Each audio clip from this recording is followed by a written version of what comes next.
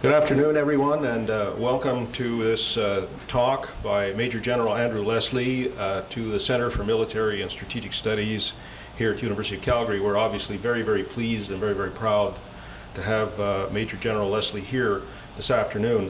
Very, very few people in this room will not know now who he is. He has recently, as a result of his command situation in Afghanistan, joined that very few number of Canadian military personnel who are actually known to the Canadian public, and good on him for doing that. I've got a long list of his accomplishments and achievements here that I could read out, but I'd rather tell a little bit of a more personal story about Major General Leslie in introducing him. I need to tell you that the very first time I ever saw him was in a baby picture with him on his mother's knee and in his grandfather's arms, which was shown me by his mother. He comes from a military family, which on the one side, his grandfather was Canada's, in my opinion, best ever Minister of National Defence from 1946 to 1954, and on the other side, Commander of the Canadian Army in the Second World War, General A.G.L. MacNaughton. And I was doing a biography of his grandfather, and I got to see this little picture of this little baby, and I keep threatening him to blackmail him every time I see him with this little picture, but he's quite cute, very cute. Second is that I remember interviewing him in the summer of 1999 when he was commander of one brigade in Edmonton. He had just finished a very, very difficult task of, in a few weeks, getting troops ready for deployment into Kosovo. I guess that was 4 wars ago now. And it was, I need to tell him, as he probably knows anyway, but he was the talk of the defense establishment across the country in being able to accomplish this with speed, with efficiency, with verve, making sure that if his troops had to fight their way into Kosovo alongside a coalition of NATO forces, that they would be absolutely ready to do the job, and by everyone's measure, they were. And a lot of people, well, we had some people who were very jealous of his accomplishment and achievement, and others who thought it was masterful, and I'm in the latter role. He was born in December 1957. His initial schooling conducted in Canada, the United States, France, Cyprus, and Switzerland. It says here his family has a tradition of military service, and I would say amen. He transferred to the regular force in 1981 from the Army Reserves, served a number of tours with mechanized and airborne combat units in Germany, Cyprus, and Canada, and he wears the white maple leaf of the Canadian Airborne Regiment on his jump wings. In 1995, he was promoted to colonel and sent to the former Yugoslavia. He was awarded the Meritorious Service Medal for his actions under fire during the fighting for Knin in August of 1995. In 1996, he returned to Western Canada, where he served as the Area Chief of Staff. He was in that position during the Manitoba floods in 1997. Later that year, he became the commander of 1st Canadian Mechanized Brigade Group. And in that position, he was involved in the 1998 ice storm in Quebec. His education includes degrees in economics and military history, a Master of War Studies from RMC. He was promoted to Brigadier General in 1999. He completed the Advanced Military Studies course and National Security Studies courses at Canadian Forces College in Toronto. Was it in 1999 or 2000? I remember talking to your class at that point in any case. Most recently, he was promoted to his current rank and appointed Commander, Task Force Kabul, and Deputy Commander, International Stabilization Assistance Force in Afghanistan. He returned to Canada in February, just last month. His current assignment is Acting Assistant Chief of the Land Staff at National Defence Headquarters in Ottawa.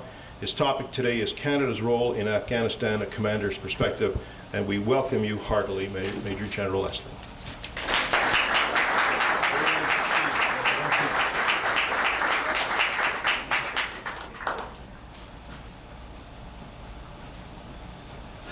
Well, sir, thank you very much indeed for your enduring support and friendship. And of course, those highly exaggerated words of complimentary introduction. Can you hear me in the back okay? Yeah.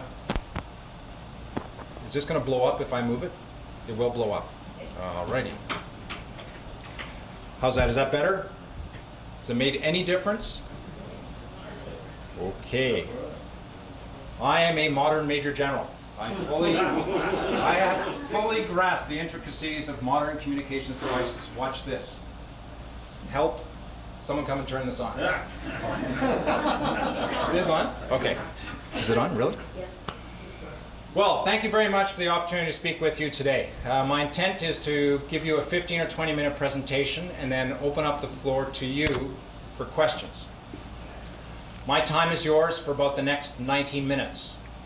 And the intent of the talk is essentially to point out the good work that your soldiers, they're not mine, they're yours, are doing in Afghanistan.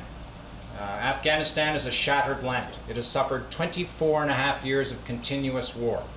In the last 2 millennia, there is not one single period, unless you include that very brief 3-year hiatus under Timur the Lame in 1327, when Afghanistan was actually unified under one central authority. And of course, Timur, part of the Golden Horde, did his best to eradicate what we now consider the beginning stages of a highly modern civilization that existed at that time, that had underground cisterns and irrigation systems that extended for hundreds of kilometers across the length and breadth of the alluvial plains that make up the fertile mass of the region where the Afghan people themselves grow their produce. Very troubled land. Infrastructure has been completely shattered, and it is one of the amongst 2 or 3 most dangerous places in the world. That is in part why we're there. Because if it wasn't dangerous, why send people like my soldiers? That is where we go to represent you doing good work. And if the Canadian soldiers weren't there, comprising 40% of ISAF, the International Security Assistance Force, 40%, and that is the first time in a great many decades that Canada has actually been the single largest contributor to any significant international mission. Hundreds of thousands of Afghans would now be dead. There's no gray area involved. It's black and white. If young Canadian men and women didn't go out day and night through the maze of alleyways that comprise Kabul, and equally importantly up into the surrounding mountains that completely dominate the city, hundreds of thousands of Afghans would now be dead. And as an aside, it's a fascinating cultural example, if you would, of Canada trying to do good for others. We have young Canadian men and women who are risking their lives, and at times losing them, defending Muslims in a faraway place.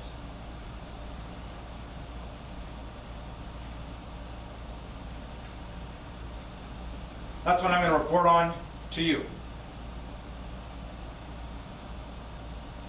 Here's the agenda. I'm an Army guy, so you got to forgive me. I'm going to show you a couple of line diagrams. If your eyes glaze over, don't feel too badly. Mine do as well.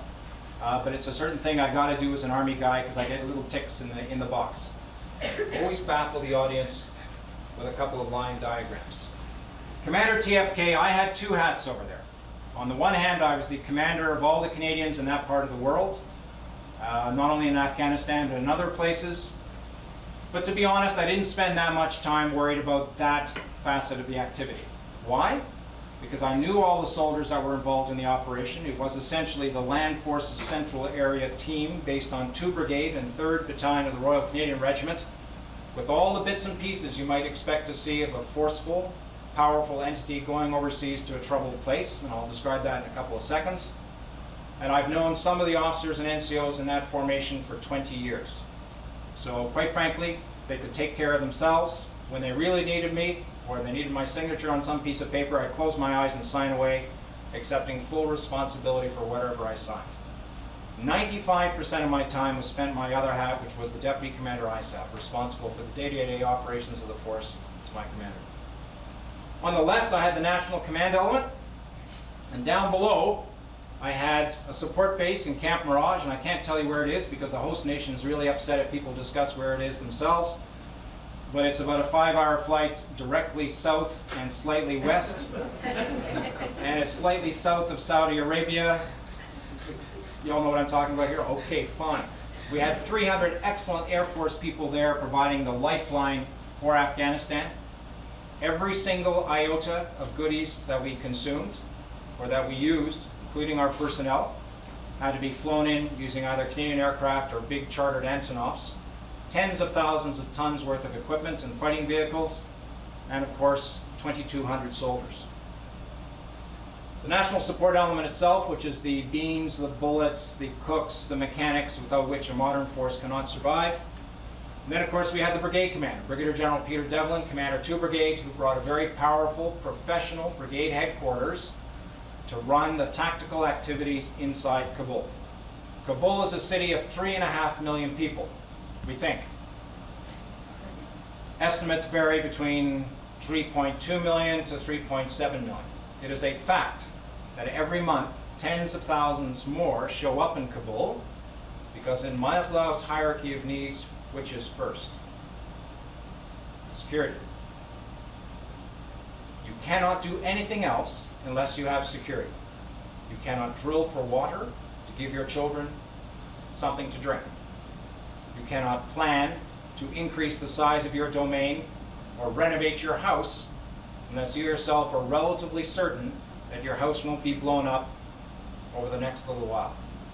And people are flocking to Kabul because ISAF and your Canadian soldiers provide that degree of security for them to start rebuilding what is essentially has been their shattered lives. This organization had a headquarters in Signal Squadron, which is the communicators and the electronic specialists and the signals intelligence specialists, and I'm not going to talk ever more about them.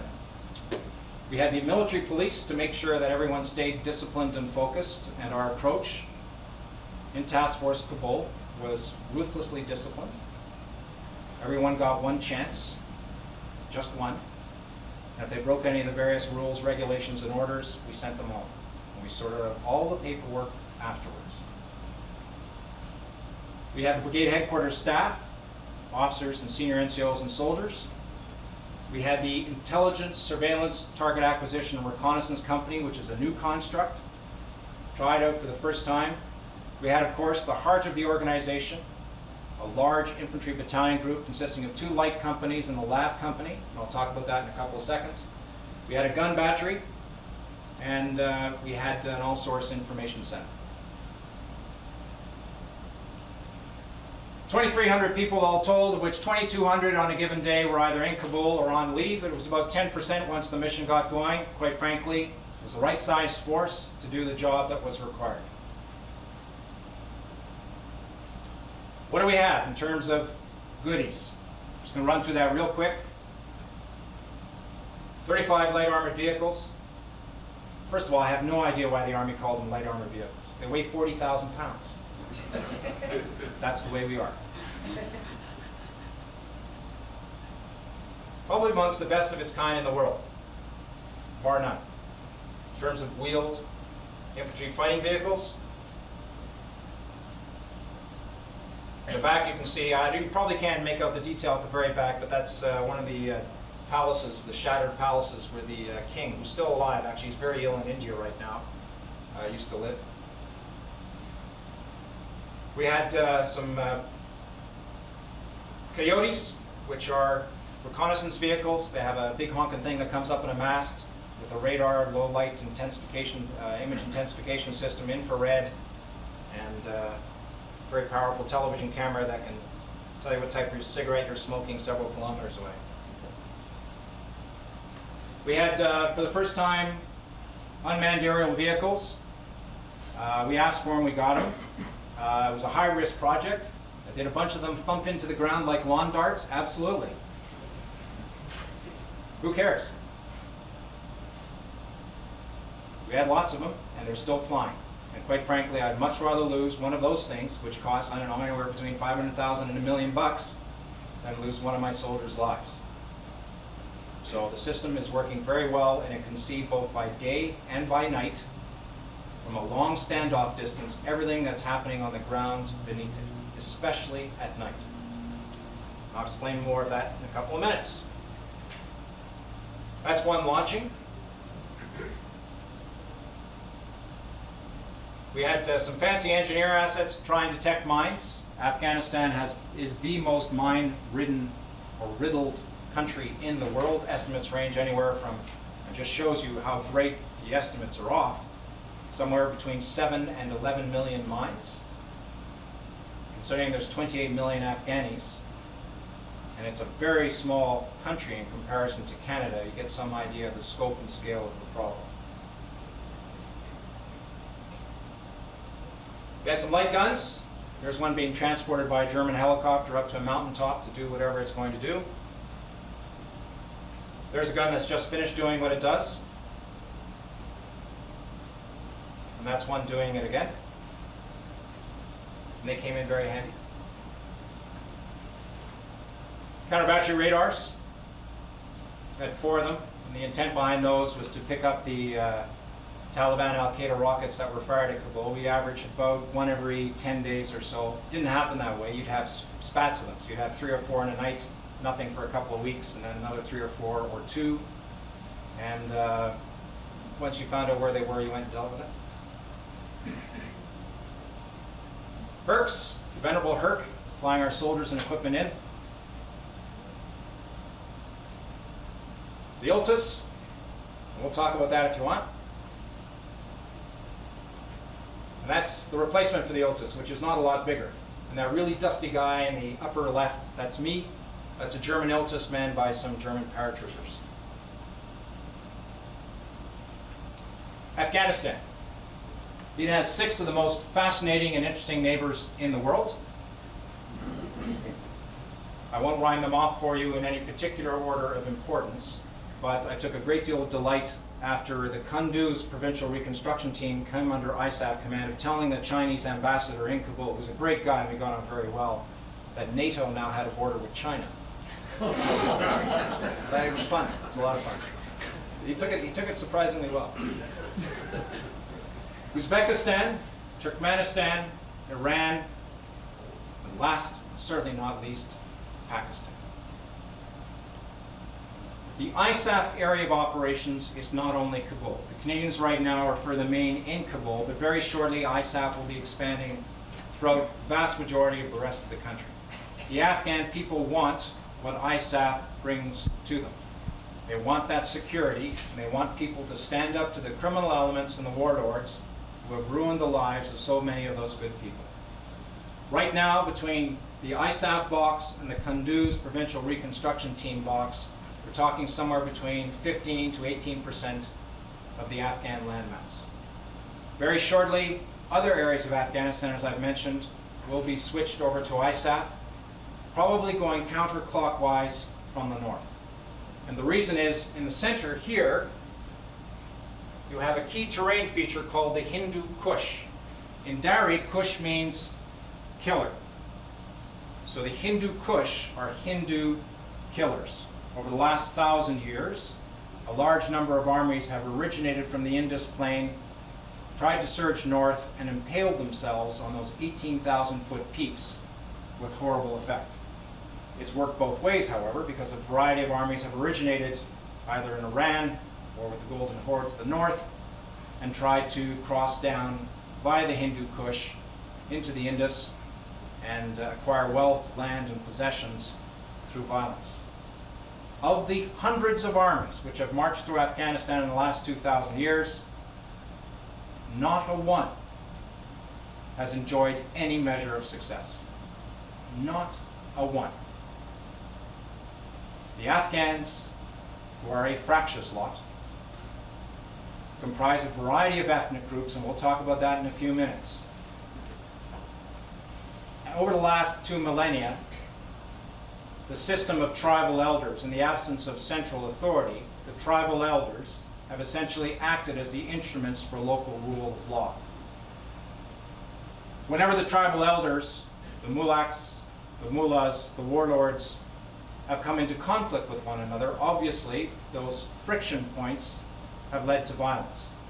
With the introduction of modern weapons, the number of persons whom the warlords can kill has gone up astronomically.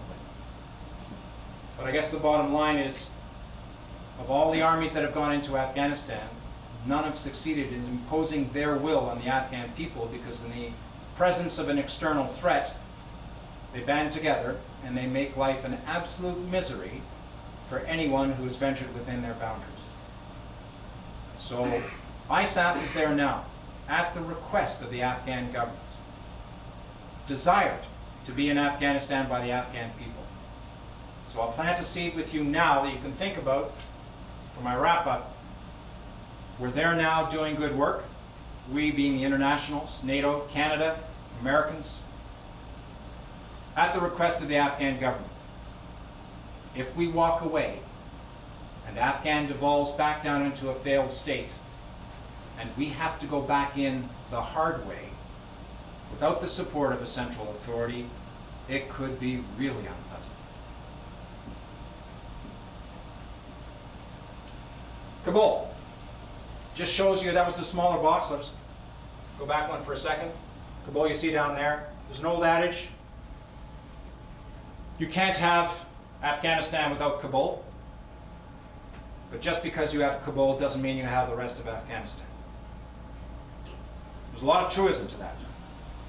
Right now, President Karzai, whom I happen to think is a great man, by the way, I've interacted with him on numerous occasions, doing an almost impossible job under almost impossible circumstances, is doing his best to expand the rule of law, which had to start in Kabul, to the other 32 provinces that comprise the country. It's a tough job. But one of the reasons why President Karzai has been so successful is he himself is not a warlord. And the only armies he has are not ethnically based. The armies he has at his disposal are ISAF and the coalition. And of course, the coalition, comprising mainly the Americans, 8,000 of them out of the 11,000 force structure, are busy doing the hunting and killing of Taliban and Al-Qaeda, essentially along the Pakistani border. This is Kabul, a sprawling, densely packed maze, a rabbit warren, if you would, of somewhere around 3.5 million people. All four major ethnic groups of Afghanistan are represented. In Afghanistan, the Pashtun are the majority. However, in Kabul, they're not. In Kabul, the majority are Tajik. The four major ethnic groups in Afghanistan are the Pashtun, mainly in the southern swath, the Tajik, up to the north and the east, the Hazari, who are the remnants of Timur the Lane's, one of his Timurs, which was a 10,000 soldier unit left behind in the 13th century. They're in the central portion of Afghanistan, high in the mountains, centered in Bamiyan. And of course the Uzbeks, up in the north and the west. In Kabul itself, the demographics are slightly reversed. Mainly Tajik, then Pashtun, then Hazari, and then a few Uzbeks. There's another large number of minor ethnic groups, but the four major ones essentially represent the four classic divides that have existed in Afghanistan for at least 1,000 years. PAS is a large Afghan National Army training site. KAIA up to the north is Kabul International Airport. Every single thing that we needed has to be flown in there. And I'll come back to the airport in a second. ISAF headquarters is where I hung my hat, very close to the presidential palace. KMNB is Kabul Multinational Brigade. That's at the large German camp out on the Jalalabad Road. If you follow that map off to the east for a couple of 100 kilometers, you eventually get into Pakistan, crossing via the Khyber Pass. And Camp Julian, the largest, the best organized and best defended camp of them all. It's more a fire base than a camp. Let's talk about the airport. Everything that we needed has to be flown in. If we had to get out, if things became really unpleasant, there's two options. You fly out, which is not a good idea, because the city itself is surrounded by mountains, and a couple of Afghan warriors with very unsophisticated systems can shut the airport down in a heartbeat. Or you go to a relatively secure location, hunker down, and wait. Option 2 is the preferred choice, which is why Camp Julian is quite the robust little enclave. It's not that little either. Why isn't it that little? Because it's got about 1,500 Canadians in it, and room for just about everybody else who might want to run to a safe location if things get really unpleasant. There is a third way, by the way. When things get unpleasant in Afghanistan, that's to go out via the Khyber Pass. It hasn't worked very well in the past. So we didn't want to go there. See, lessons of history. Who says that history lessons are a waste of time? They aren't. But threats. Soldiers are doing great work there. Really good work. Keeping people alive, supporting the rule of law, allowing the international aid workers and the diplomats and the reconstruction experts to get in there and to get to work and help these people, and the education experts and the human rights experts. Because they're doing such good work, there are a variety of unpleasant elements who want to kill them, because their desire is for Afghanistan to become once again a failed state. A state in which terrorist elements can use as a launching ground for attacks against those who don't think like they do. The amount of tolerance for other points of view shown by the terrorists is absolutely zero. So because you don't think the way that they do, they will try and kill you. And they don't particularly care if you're a Canadian soldier, or a British, or a French, or a 29-year-old French female civilian aid worker, whom I had I suppose it's an honor of being involved in her funeral after she was assassinated for trying to get one of the local warlord commanders to allow female children to be schooled. They will try and kill you because you are doing good work. And part of the mission of the Canadian soldiers there is to defend those workers and the helpless. And I would argue they're doing a hell of a good job, because though there have been tragedies, and there may well be more in the future, the Afghan Transitional Authority is starting to spread its wings. They are starting to impose the rule of law, certainly in Kabul, and over the course of the past couple of months, and hopefully into the future, with a new constitution and the removal of a variety of recalcitrant warlord governors far outside of Kabul, President Karzai and his team are starting to do some great work, because they now have the confidence that their home base is as secure as any place can ever be in Afghanistan. The bottom, deduction. Passive defense is equal to casualties. We are there to help. ISAF is not, in the first instance, a killing mission. It is a defensive mission. But there's very much a mailed fist wrapped within our velvet glove. It is a tough, brutal place. And there are unpleasant activities that happen, almost always at night. The unpleasant elements have, for many years now, believed that night gives them an advantage. And we kind of hope they carry on doing that sort of thinking. Because with some of the technologies we have, if you move at night, we can find you. If you wait for the unpleasant elements to come to you, you will suffer large numbers of casualties. So the way you prevent that is you go up in the mountains around Kabul, and you spend a great deal of time at night out on the streets of Kabul trying to disrupt the decision cycles of those unpleasant elements. You're helping the Afghan police and the Afghan National Army, both new organizations, started from the ground up, to instill respect for the rule of law.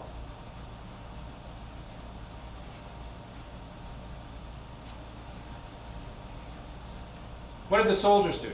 And I say the soldiers quite deliberately, because they're the ones who were out there risking their lives day in, day out, doing all the hard work. Well, first and foremost, President Karzai and his team are still alive, which is no small feat inside Kabul or Afghanistan. Secondly, the major warlords have not resorted to all-out violence, with one brief flare-up between Generals Dostum and Atta up in the far northwest, a place called Mazar-e-Sharif, which was solved abruptly since actually ISAF got on the ground. Give you some idea of the scope and scale of the problem. Inside Kabul, there's 9, it's actually more, but there's 9 very powerful warlords. Most of those are also cabinet ministers.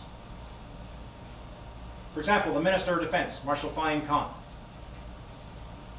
a survivor, fought under the leadership of the great Massoud as part of the Northern Alliance against the Taliban, was appointed by President Rabbani to be the Minister of Defense, promoted himself Marshal, which I guess you can do. And he himself controls inside Kabul the largest single force with the most number of tanks and rocket launchers, which is completely outside the control of his other hat as Minister of Defense. Senior-most Hazari, very fine and refined gentleman, but he himself as well has his own force. Dr. Saif, a religious fundamentalist, President Karzai's spiritual advisor, a Pashtun. Of interest, he was Osama bin Laden's sponsor when he first came to Afghanistan. And Hekmatar Gulbuddin, the leader of a gang of rogues, killers, and cutthroats, was one of his students at Kabul University. A charming, eloquent man, at times. 9 major warlords inside the city. And the city is a microcosm of what exists in the rest of the country. Kabul is amongst the most complicated geopolitical nexus points in the world, with more actors and more intelligence agencies and more warlords and more competing forces than anywhere else that I'm aware of. CIMIC, civil military accomplishments. Canadian Forces, part of the hearts and minds, and keeping in mind a lot of our soldiers have done this in other places in the world. When you go into a region and you're new at it, you listen very carefully indeed to the locals. Of course, you've worked with Afghans here in Canada to give you cultural awareness training and to set the scene. You've worked with mullahs here in Canada to give you situational awareness on the tenets, the 5 pillars of Islam, the tenets of the Muslim faith, and what is a do and do not. Because each Muslim country actually has slightly different nuances on how they portray themselves in terms of their social interaction. Once your soldiers get on the ground, though, what you have to do in the short term is show the people you're there to make a difference. And one way we have of doing that is to spend a bit of money, figure out what the local village elders around us needed, and help them dig wells, build schools, get school books for the female students, make sure that female students were allowed to go to school, find teachers to teach them, buy bicycles from China to appease the Chinese ambassador once he found out that NATO now had a border with Afghanistan, and other minor activities. It's not very expensive, but it just means in turn that not only are you doing a good thing for the locals so that they can see you're there to make a positive difference, but of course there's also hope that should unpleasant elements, terrorist groups show up and wish to use their village as a base to conduct an attack against your soldiers, maybe, just maybe, the village occupants will let you know about it, which they did in most cases. Once you know about it, you can do something about it. But you got to build that bond. Embedded training teams, we have young men and women right up in the mountains as we speak, helping train the 1st Battalion of the 1st Brigade of the Afghan National Army, doing great work, fascinating work. They're out there living and sleeping and training with the Afghans. If I had to go back and do it all again as a young captain, that's the kind of job I'd want to do. Absolutely fascinating. DDR has to do with demobilization, demilitarization, and reintegration. Afghanistan has now at least 100,000 mujahideen who have an enormous niche of respect, or they've carved out for themselves a niche in the Afghan society built on respect for the efforts that they contributed towards defeating the Russians and then the Taliban. Most of them are middle-aged, 35-ish, 40-ish, 45. Most of them have known nothing but killing for the last 24 years. And it's really hard to get them to give up the culture of the gun.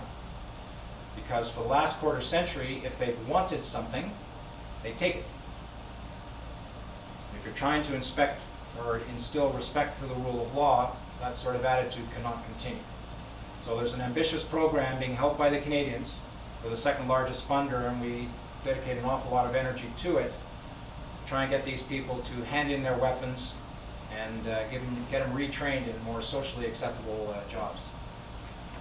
Heavy weapons cantonment, Canadian initiative, and that started in Kabul. And the intent, you'll see a little picture of it in a couple of seconds, was to get the rocket launchers and tanks owned by the warlords moved from their 30 or 40 locations across Kabul, some of within 1,000, 1,500 meters of the president's palace, which was not good, into centralized points that are under the control of ISAF and President Karzai. And so far success has been good. A whole bunch of brinksmanship negotiations and discussions and shows of force have resulted in about 200 of these rocket launchers and tanks being collected in 2 specific points just outside Kabul. Of course, once they're never coming up, not unless we say so. And of course, confidence. President Karzai, as mentioned earlier, has the confidence now to start imposing his will and the will of his people on some of the governors and warlords, sometimes who are the same thing, not always, who have been preying on the helpless people of their provinces. Lessons learned. I'm biased. I've been there, and I think my soldiers did great work. That is irrefutable, the fact that they did great work. But in terms of the organization and the way it was conducted, and the battle procedure, as we call it, sending the same team that was going to actually do the mission over to do the reconnaissance, including diplomats, including CETA representatives, Canadian International Development Agency representatives, ambassadorial elements, and a bunch of staff from the higher headquarters as a composite team to do the recce, to figure out what forces were required and how we were going to set up, and then to follow that through to the very end with a coherent team going into Afghanistan and then coming out all at the same time to be replaced by another coherent team based on 5 Brigade, which is in Quebec, I think has been a really good success story. Theater activation team, that's a technical detail instead of having the soldiers, for example, 3 PTOCS when they went to Kandahar. Those poor soldiers, when they went into Kandahar, had to spend a great deal of their time setting up themselves before they could go out and do their business. And their business was out in the mountains, just like some of the business that my soldiers did was out in the mountains. This time we did it differently. We sent in a small protection element, then we sent in an independent team to build the camp and do all the rest of that stuff, to allow the predators, as I call them, when they arrived, and the assisters, to actually focus on their jobs and not get sidetracked into working on a base camp. So when the actual force arrived, 95% of the hard work involved in setting up a camp was all done. TUV and Arthur I've already talked about. Directed operations. Directed operations are a variance from normal patrolling, and that's where we receive word from a variety of sources that there are unpleasant elements planning activities, and then supporting the Afghan Transitional Authority to go out and deal with them.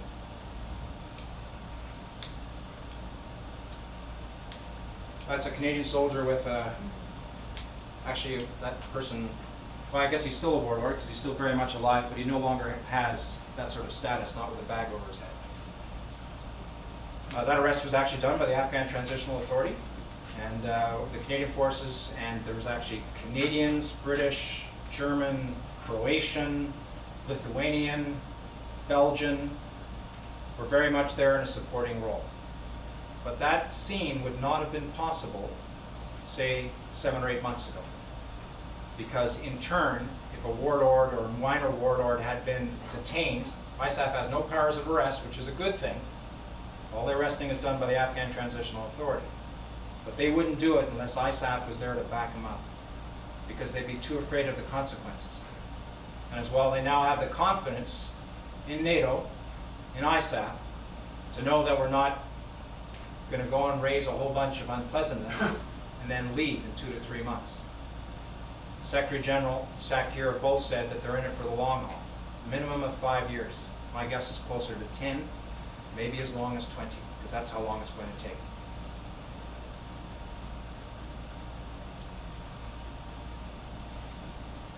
Just want to focus on this one at the bottom. In the past, and I mean, I see some familiar faces in the audience, so a whole bunch of you have been on missions all over the world as well. In the past, to be blunt, we had CETA, the aid people, going off and doing their own thing. Wonderful. And we had the armed forces scattered all over the world in many cases in small clumps, doing their own thing. Wonderful again. And then we had the foreign affairs and the diplomatic staffs in just about every country in the world doing essentially their own thing. Well, we've learned. So this time, it's called the 3D approach. It's articulated not only at the highest political levels, but also on the ground. So on the ground in Afghanistan, myself and Chris Alexander, Canadian ambassador, who, by the way, you can't see this very well, but he's right here. That's Minister Wardak, Deputy Minister of Defense. That's yours truly, and that's General Bismillah Khan, who's actually quite a figure in the Afghan history books. He's one of the great Massoud's 3 principal military commanders. He's also now the chief of the Afghan army. In the background, you've got a multiple launched rocket system, a city killer, being moved out of Afghanistan, or out of Kabul, almost voluntarily, into a cantonment site with the support and under the supervision of the legitimate authority. The legitimate authority wouldn't be able to do that unless our soldiers were there. Getting back to the 3D approach. The military was there in Afghanistan and is there now in a size that's 40% of the overall force. By doing so, we could actually steer the command and control architecture and use some of the experiences that we've had, much more so than many other nations, into doing a good job with the force as a whole. As well, by having a large, robust force, we had the vast majority of technologies we needed really to make a difference, and the critical mass. CETA has dedicated $250 million over 2 years to helping reconstruct Afghanistan. So instead of 10 or 15 or 20 million bucks, 250, the single largest contribution the government's made, whack, making a real difference in and around Kabul. And of course, we opened an embassy there. Chris Alexander is probably the best foreign affairs officer I've ever met in my life. And he was very much part of the inner team, and is part of the inner team that surrounds President Karzai in terms of giving him advice. So we've learned from previous missions. I've talked too long. My apologies. My time is entirely yours. Shoot. Actually, no, don't do that, but questions? Yeah. General, you didn't talk too much about CanCap, and I believe it's the civilian support to the Canadian troops overseas. It is. In the past, it's had some ups and downs. Is it continuing to still have ups and downs in that theater as well? It does, Bob. The idea behind CanCap is Canadian Contractor Support. We're starting to run out of soldiers to send overseas. We're certainly starting to run out of soldiers if you want to give us a bit of a break at home. Now I, on the other hand, am quite prepared to go back to Afghanistan tomorrow. And I'm not joking when I say that. I found it fascinating. But in a perfect world, or a more perfect world, we'll be able to give our soldiers a year, 2 years at home before we ask them to go overseas again for 6 months. And we're missing some critical, especially support specialists. So the intent behind CanCap is to find those specialists from amongst civilian contractors and to send them in, well guarded, to do that sort of stuff, thereby buying a pause for some of our people. That's the first facet. The second is, it's actually cheaper to do it using civilian labor than it is using a soldier. Those soldiers aren't terribly well paid. Our training is actually very expensive. So an infantry sergeant, and the heart of any army is an infantryman. An infantry sergeant, by the time he gets to that rank level, say with 10 or 15 years experience, is actually quite an investment by you, the taxpayer. If you have him now setting up tents when he should be up in the mountains protecting the helpless, you're actually misutilizing a resource. So use a civilian who's a tent setter upper specialist. That may not be a terribly good example, but that's sort of the genesis. Did it work perfectly? No. Were there any problems that were a crisis? No. Is there room for improvement? Absolutely. But it was a good thing. Overall, I assess it as a good thing. Sir. Major, we know that for the big challenge for the mission in Afghanistan was for the international community to be able to move out of Kabul and expand to the whole country. Does the CF or the ISAF have the means and the wills to do so?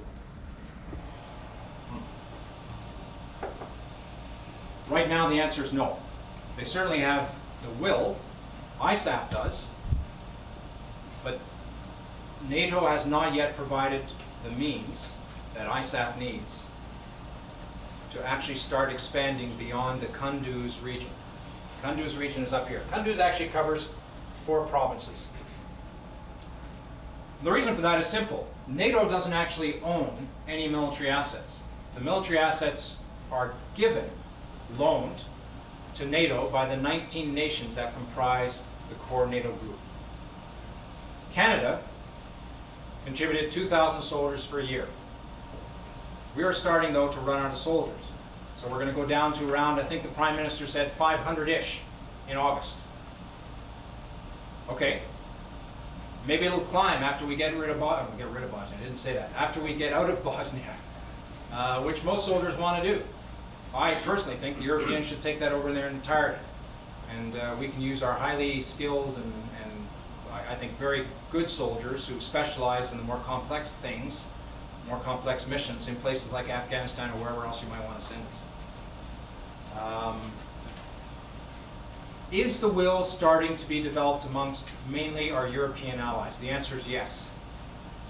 Do the Americans have the will? Yes, they do. Secretary Rumsfeld has been to Kabul. I've talked to him. General Jones, Sakir's been there. Both the former Secretary General of NATO and the current Secretary General have both been there, and they've all said the same thing. It's their #1 priority. Iraq, though there's a whole bunch of tragedies that have happened in Iraq, the situation continues to improve. It really does.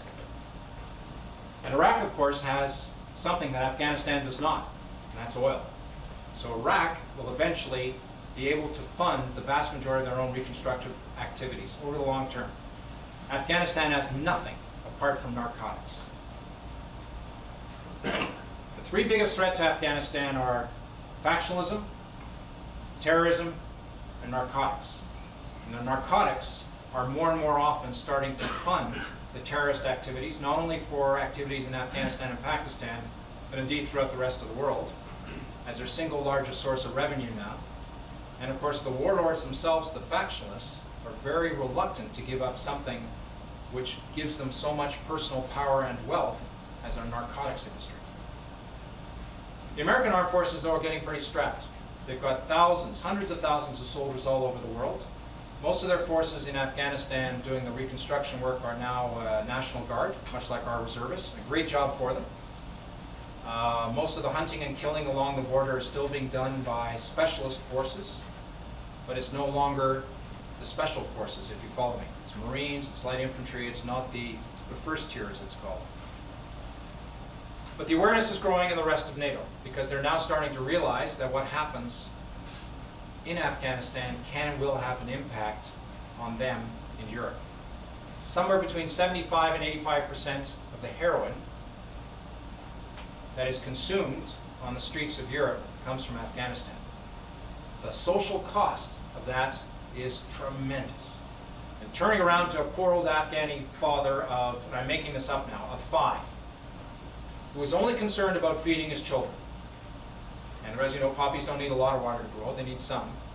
And if you can get, say, $1,000 a hectare for producing poppies and $100 for producing some kind of grain or wheat, and your children are literally dying of thirst or starvation, the odds are high, especially if the warlords around you are supporting you, that you will start to produce poppies.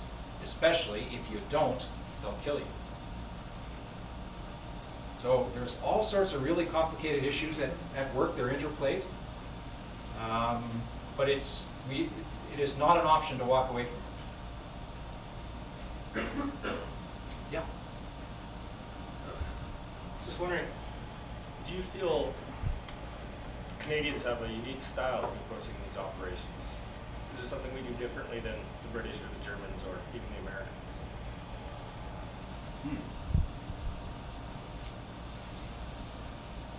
Well, the simple answer is yes. I've worked, there's 33 different nations there. Okay, you've asked about 3 specific nations, the Germans, the British, and the French. When I was there, the British had mainly Gurkhas, incredibly tough, small, very fit men who are superb soldiers. They're actually fairly similar to our light infantry battalions, though they look very different, obviously. That was a certain advantage as well, because they could do things at night that a typical Canadian soldier could not do because of their physical appearance. I'm just going to leave that one alone. The Germans are, the German Air Force is great, and they do a wonderful job running Kabul Airport, and they're doing a great job in the provincial reconstruction team. The German Army is very Germanic. Do you know what I'm saying? I think you know exactly what I'm saying. In complex endeavors like this, and I'm not knocking them, they have some great soldiers. There's so many inputs, so many different scenarios, so many complex microcosms at work and all interacting at the same time that Canadians actually are really good at this. Let's talk about the Americans and the Canadians.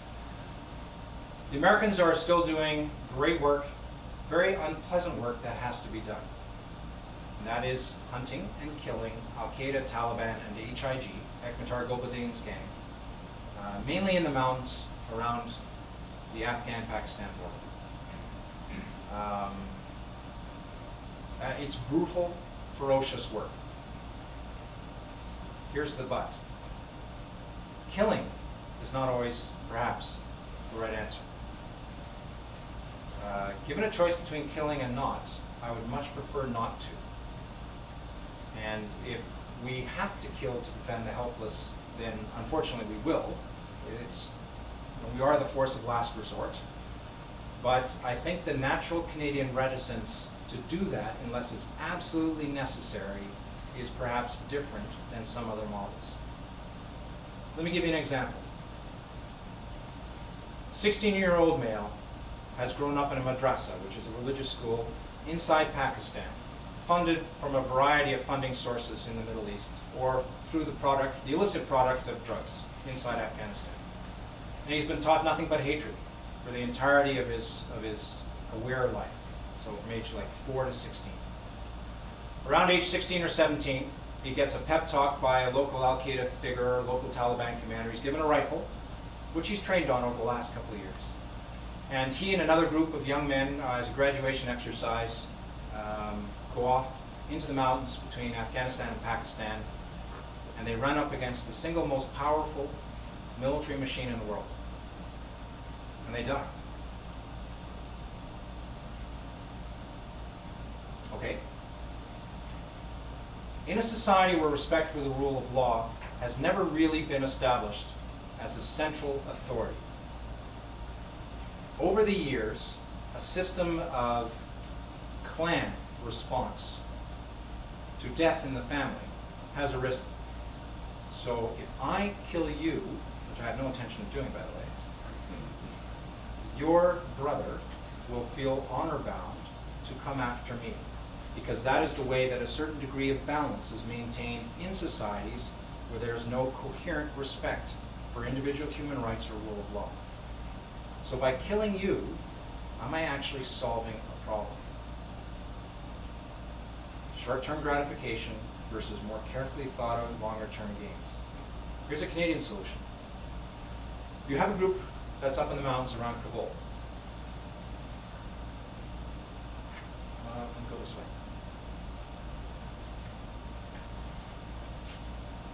Is that the one? Yeah. You have a group of people you detect up in the mountains around dawn, around Kabul. And there's no doubt who they are. They're there to do something unpleasant. They're trying to get inside Kabul, which is tightly controlled, or as tightly as it ever can be, because it's a very large city and there's all sorts of unpleasant elements already in it. Instead of luring them in and killing them, what happens if you fire a bullet that lights up the sky in daylight, which is a silly thing to do, because all you see is a streak right above you. But if you're out there creepy crawling around and you see something right above you that goes poof, it's a fairly good indicator to even the most ill-educated that you've been seen. And if they can do that with a poof in the sky, if we don't leave, what's going to happen next?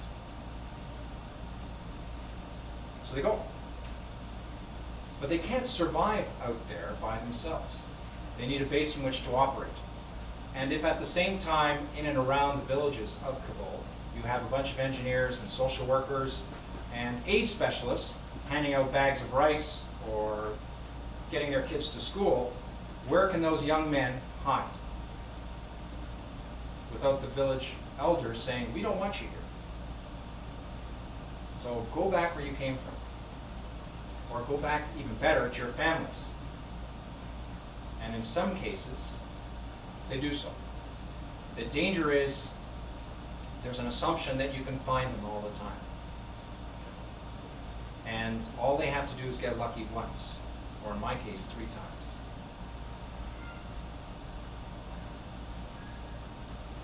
Yeah. Sir, in your capacity now as ACLS, would you be telling the commander at LBTS to adjust or change any of his priorities with regards to doctrine and the lessons learned that you have gathered from this environment? I'm speaking specifically about the new direct fire platforms and the weapon systems that two of them that you utilized there were the Coyotes and the new direct fire system, but there's also the ADAT system that we're planning to join right now all together. Would this work in this environment, in this type of asymmetric threat? The whole of the Canadian Forces, I would argue, should and arguably may well be poised on the edge of dramatic change. Within the Army context, having intelligence, which is just what the name implies, but it's also big, complicated things that listen and look. Surveillance, which is in this case the Coyotes with their mats. The target acquisition, which are the radars to detect incoming fire. And the unmanned vehicles, the spy planes zipping about under one guy, in this case actually an extraordinarily intelligent armored major who ran this mob. And it wasn't a mob, it was a team, but he did a great job with it under one boss, producing the right information. That's very revolutionary. To the extent actually where we had British, German, and American very senior officers and training experts coming to Kabul to take a look at how it's done. We didn't have it perfect, but we're well on the path. Writ larger, the entirety of the Canadian Forces has got to really start focusing on what it is we really do. This is the sort of stuff that we're particularly good at. It's not peacekeeping, it's not peacemaking, it's not war fighting, and it's not humanitarian assistance. It's all 4 of those. Using the Canadian way. Not to say that we can't do the unpleasant stuff, and if pushed, we will do it. That's our remit. But, you know, that reluctance, unless it's absolutely necessary to kill, I think is a good distinguisher for us. Now, training and doctrine, which the job I was supposed to go to, by the way, and until I got yanked off to National Defense Headquarters, will we be changing the way that we actually conduct our business based on the experiences we've learned here? Over time. Over time. But changing the Army, just like changing the Canadian Forces, is sometimes it's a big machine. But yes, Chuck, we will be changing. There's someone be very patient back there. Sorry. Sir, as a reservist, I know that there are a lot of highly trained journeyman construction people, refrigeration, electrical, and the like. And I'm wondering if there's any plans afoot to integrate some of these reservists who have these skills and who yet cannot go on a peacekeeping mission because they don't have the workups for frontline duty, shall we say. But they could get a good practical experience by supporting something like Frontech or some other agency like CEDA to work alongside of the developmental processes in the various countries. Has that been looked at in any great degree? It was 20 years ago, but I do not think it's been articulated in years since. The civil military affairs teams that we took overseas were almost all reservists. And we've actually formed CIMIC teams from amongst the reserves certainly an LFCA, and I don't know about LFWA yet, I assume so.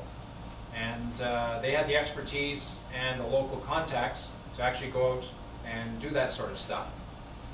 In certain cases, some of them were actually civil engineers. Some of them were experts in hydrography, which is this water and how deep your layers of dirt and potable water are and all this other stuff that I never thought I'd have to learn about.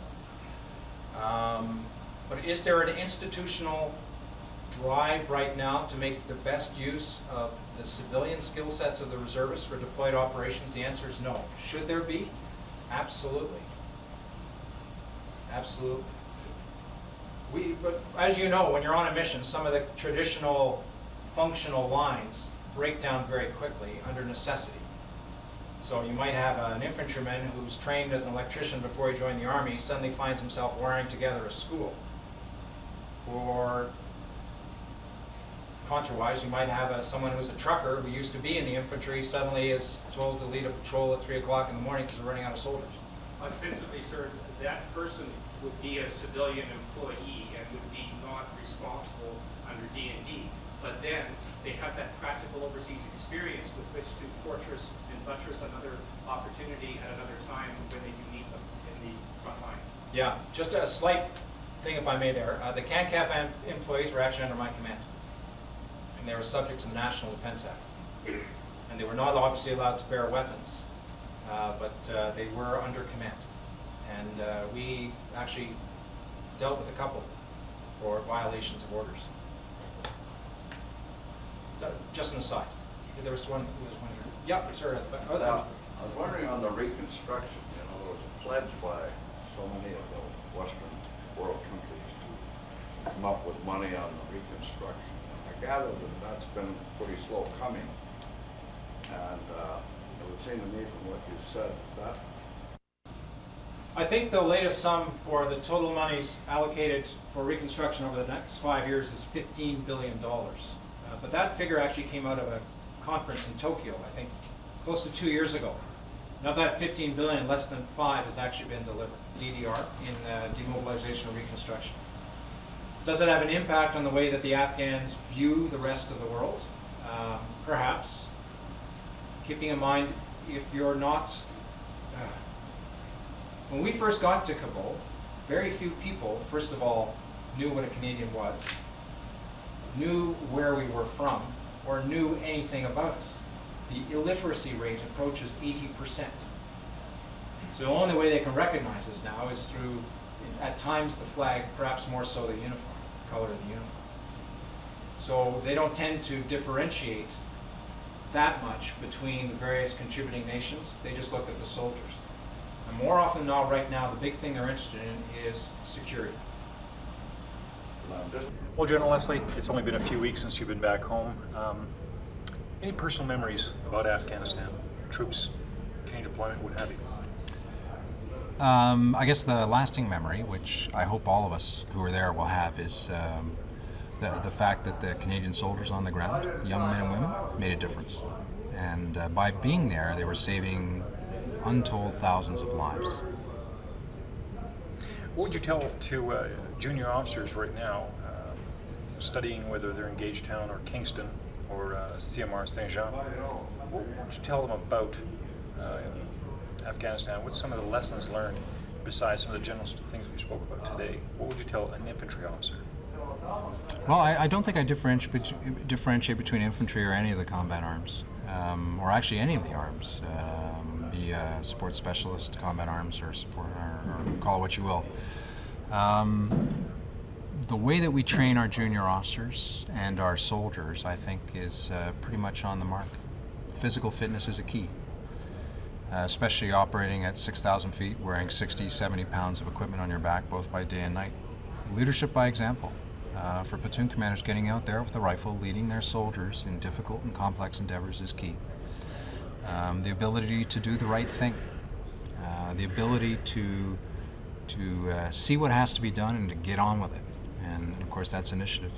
Common sense, which is why we have senior NCOs mainly training our officers so they can try and pass on 25 years worth of common sense in a couple of months. So I think we've got it pretty much right. I'd like to see our training more focused on some of the warfighting skills.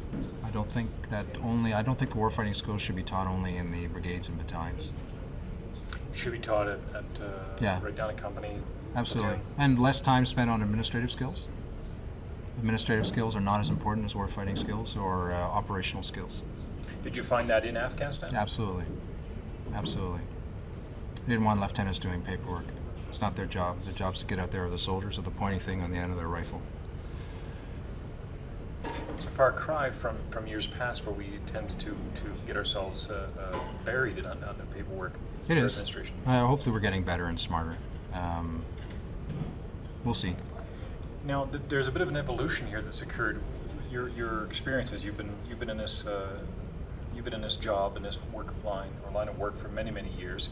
You've experienced Cyprus, UNPROFOR. You've seen Kosovo, Bosnia. What have you seen? What kind of an evolution have you seen with our Canadian troops, for instance, from Cyprus through to Afghanistan? I think our Army is leaner. I think it is more physically fit than it used to be. I wish we had better standards for physical fitness that we could enforce, but I think the gestalt of the battalions ensures that the soldiers who go out the door meet the physical fitness standards expected of our soldiers, especially in difficult terrain. I think we are more operationally focused of necessity than we've ever been. I would also say that the quality of the officers and NCOs that I'm seeing are superb and as good, if not better, than anything I've seen in the last 25 years. You've touched on something here that I was thinking of as well. The average soldier during World War II, the average education of a Canadian soldier approached grade 6, perhaps grade 7 if he was lucky. The average officer, not much more than high school. How has that changed? And how have we been able to capitalize on the education and just the intelligence, the knowledge of the average soldier these days? I think almost all the officers have degrees. That does not necessarily make them better officers at the lieutenant or captain level. As a matter of fact, some of the finest platoon commanders I saw in Afghanistan did not have degrees. Having said that, as they progress in rank, the ability to think laterally and to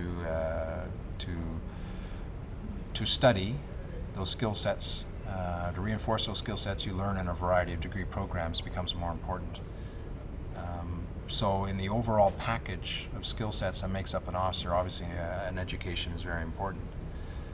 But at the lieutenant, at the platoon commander level, I want a really good platoon commander. And I don't particularly care if he has a degree or not. That's good on the officers. For instance, I guess I should elaborate with the soldiers themselves, the NCOs. It's not uncommon these days to see reservists, Master Corporal reservists, working on his second degree, for instance. Absolutely. We're seeing a lot of that. We're seeing the application and use of computers to the point where people are doing so much with computers. The Nintendo generation has also been called, the kids that are coming up right now. Your thoughts on that aspect? Well, the technologies that we're having introduced in the forces demand those skill sets that actually our young men and women are learning even before they join the forces. So in a certain sense, the armed forces is playing a bit of a catch-up with distributed learning or computer-based learning or tailored packages for the individuals so they can progress at a rate that's commensurate with their own abilities. But the quality, the intellect of both the soldiers and the officers we're getting now is, like I say, as good, if not better, than anything I've ever seen before. And finally, what lasting memory will you have of Afghanistan, whether it's our troops or what have you? Is there anything that really impacted you? I think the sense of pride that the soldiers who were there took in the mission, the discipline that they showed, the teamwork, the common sense. There's many memories. There's 2,000 soldiers there, so they'll each have thousands of memories each.